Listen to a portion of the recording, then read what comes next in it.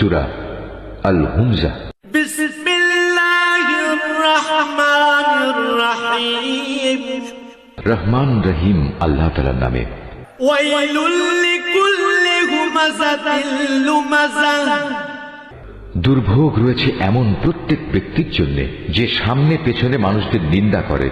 আল্লাযী জামাআ মালান ওয়া আদ্দাদাহ।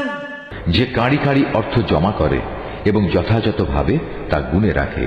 ইয়াহসাবু আন্না মালাহু আখলাদাহ।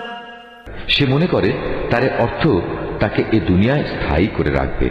কাল্লা লায়ুনবাযান্না ফিল হুতামাহ।